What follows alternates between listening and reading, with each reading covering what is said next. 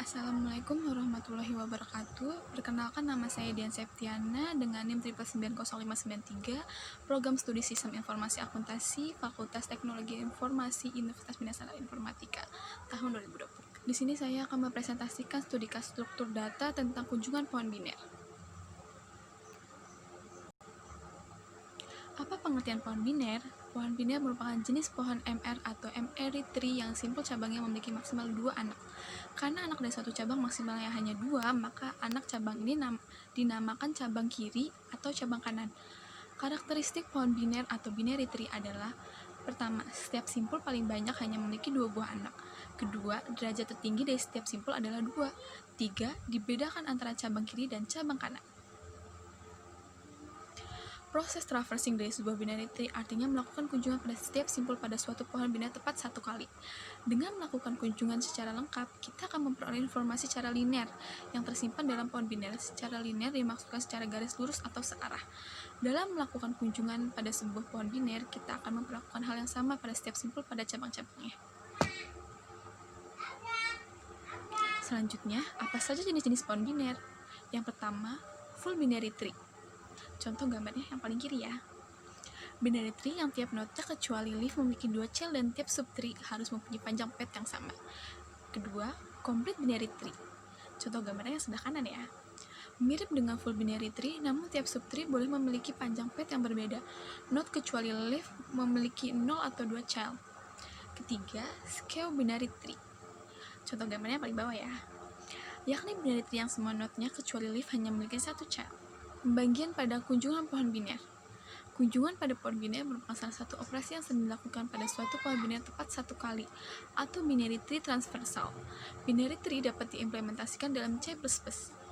Operasi ini dibagi menjadi 3 bentuk, yaitu: yang pertama, kunjungan secara pre-order atau depth first order, mempunyai urutan seperti: pertama, cetak isi simpul yang dikunjungi atau simpul akar. Kedua, kunjungi cabang kiri. Jika kiri bukan kosong atau tidak nol, mulai lagi dari langkah pertama, terapkan untuk kiri tersebut. Jika kiri kosong atau nol, lanjutkan ke langkah ketiga. Ketiga, kunjungi cabang kanan. Jika kanan bukan kosong atau tidak nol, mulai lagi dari langkah pertama, terapkan untuk kanan tersebut. Jika kanan kosong atau nol, proses untuk not ini selesai. Tuntaskan proses yang sama untuk not yang dikunjungi sebelumnya. Yang kedua, kunjungi secara in order atau symmetric order, mempunyai urutan seperti: pertama, kunjungi cabang kiri. Jika kiri bukan kosong atau tidak nol, mulai lagi dari langkah pertama, terapkan untuk kiri tersebut. Jika kiri kosong atau nol, lanjut ke langkah kedua. Kedua, cetak isi simpul yang dikunjungi atau simpul akar. Ketiga, kunjungi cabang kanan. Jika kanan bukan kosong atau tidak nol, mulai lagi dari langkah pertama, terapkan untuk kanan tersebut. Jika kanan kosong atau nol, proses untuk not ini selesai. Tuntaskan proses yang sama untuk not yang dikunjungi sebelumnya. Yang ketiga, kunjungan secara post order, mempunyai urutan seperti: pertama, kunjungi cabang kiri. Jika kiri bukan kosong atau tidak nol, mulai lagi dari langkah pertama, terapkan untuk kiri tersebut. Jika kiri kosong atau nol, lanjutkan ke langkah kedua. Kedua, kunjungi cabang kanan. Jika kanan bukan kosong atau tidak nol, mulai lagi dari langkah pertama, terapkan untuk kanan tersebut. Jika kanan kosong atau nol, proses untuk not ini selesai. Tuntaskan proses yang sama untuk not yang dikunjungi sebelumnya. Ketiga, cetak isi simpul yang dikunjungi atau simpul akar.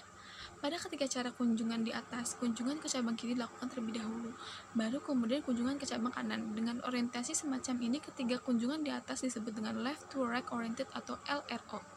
Jika kunjungan ke cabang kanan dilakukan lebih dahulu, baru kemudian kunjungan ke cabang kiri, maka orientasi semacam ini disebut right to left oriented atau RLO. Selain kunjungan yang dijelaskan tadi, masih ada satu macam kunjungan lagi, yaitu kunjungan level order. Kunjungan dimulai dari simpul yang ada pada tingkat 1 akar, diteruskan pada simpul tingkat 2, tingkat 3, dan seterusnya. Secara singkat, kunjungan level order ini dapat dijelaskan sebagai berikut. 1. Dimulai dengan masukkan akar ke dalam antrian. 2. Kemudian mengeluarkan akar tersebut dari antrian.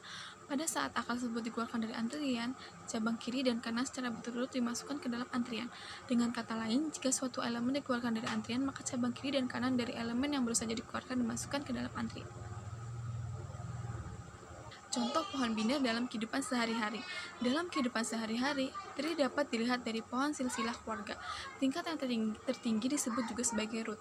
Untuk lebih jelasnya, lihat gambar di bawah ini yang merupakan contoh dari sebuah tree. Jika kita memperhatikan gambar di atas, sebenarnya yang disebut dengan simpul, node, atau vertex adalah elemen pohon yang berisi informasi atau data dan petunjuk percabangan. Pada pohon di atas memiliki 15 simpul yang berisi informasi berupa huruf A, B, C, D, sampai O, lengkap dengan percabangannya. Akar atau root dari pohon di atas berisi huruf A. Tingkat level suatu simpul ditentukan dengan pertama kali menentukan akar sebagai bertingkat 1. Jika suatu simpul dinyatakan sebagai tingkat N, maka simpul-simpul yang merupakan anaknya dikatakan berada dalam tingkatan N plus 1. Pada pohon di atas merupakan tree dengan 5 level. Sekian presentasi dari saya tentang tujuan pohon biner, kurang lebihnya mohon maaf dan terima kasih. Wassalamualaikum warahmatullahi wabarakatuh.